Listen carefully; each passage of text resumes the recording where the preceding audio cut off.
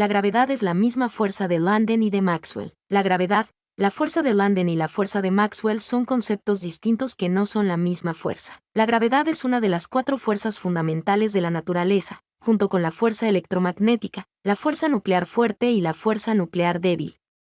Es la fuerza de atracción que existe entre cualquier objeto con masa. La gravedad es responsable de la atracción entre la Tierra y el Sol, la Luna y la Tierra, y de la formación de las galaxias y los sistemas estelares. La fuerza de London es una fuerza de atracción débil que surge entre moléculas no polares debido a las fluctuaciones temporales en la distribución de electrones.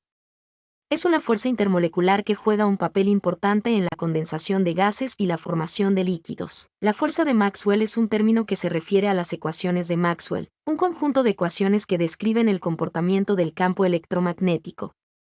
Estas ecuaciones no describen una fuerza específica, sino que describen cómo los campos eléctricos y magnéticos interactúan entre sí y con las cargas eléctricas. En resumen, la gravedad es una fuerza fundamental que actúa entre objetos con masa, mientras que las fuerzas de London y Maxwell son fuerzas intermoleculares o ecuaciones que describen el comportamiento de los campos electromagnéticos. ¿Puedes explicar cómo se relacionan las ecuaciones de Maxwell con el campo magnético de la Tierra? Las ecuaciones de Maxwell son fundamentales para comprender el campo magnético de la Tierra. Aunque no lo generan directamente, describen cómo se comporta este campo y cómo interactúa con otros fenómenos. Aquí te explico cómo. 1. El campo magnético de la Tierra. Origen. El campo magnético terrestre no se genera por un imán gigante en el centro de la Tierra, como un imán de barra. Se genera por el movimiento del hierro fundido en el núcleo externo de la Tierra. Este movimiento es impulsado por la rotación de la Tierra y por las corrientes de convección dentro del núcleo. Dinamo terrestre. Este proceso se conoce como el dinamo terrestre.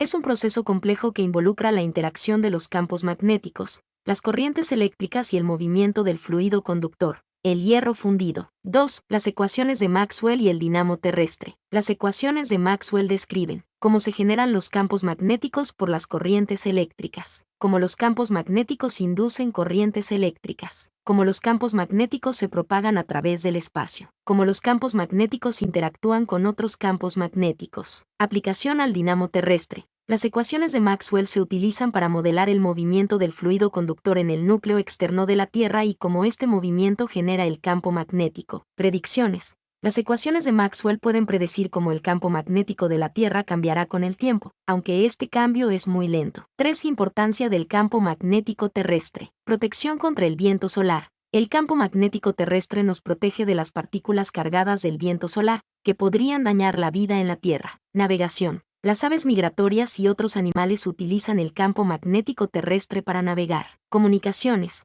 Las señales de radio y televisión se reflejan en la ionosfera, que está influenciada por el campo magnético terrestre. En resumen, las ecuaciones de Maxwell no generan el campo magnético de la Tierra, pero son esenciales para comprender cómo se comporta y cómo interactúa con otros fenómenos.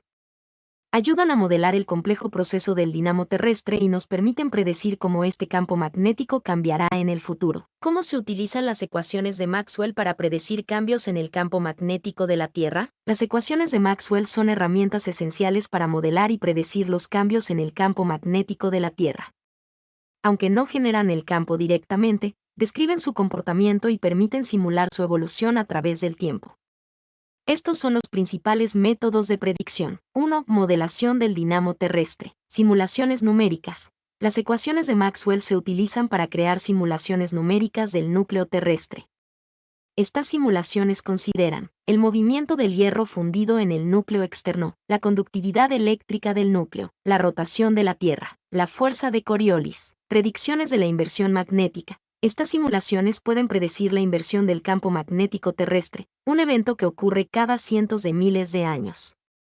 La inversión magnética implica que los polos magnéticos norte y sur se intercambian. 2. Análisis del campo magnético actual. Observación del campo magnético. Satélites y observatorios terrestres miden continuamente el campo magnético terrestre. Análisis de datos. Las ecuaciones de Maxwell se utilizan para analizar estos datos y determinar la dirección y la intensidad del campo magnético en diferentes puntos de la Tierra. Predicciones de cambio. Con base en las variaciones observadas, se pueden hacer predicciones sobre cómo el campo magnético cambiará en el futuro. 3. Modelación del viento solar. Interacción con el viento solar. Las ecuaciones de Maxwell también se utilizan para modelar la interacción del campo magnético terrestre con el viento solar. Predicción de tormentas geomagnéticas. Estas simulaciones pueden predecir la intensidad y la duración de las tormentas geomagnéticas, que pueden afectar las redes eléctricas y las comunicaciones. Limitaciones. Complejidad del núcleo terrestre. El núcleo terrestre es un sistema complejo que no se comprende completamente.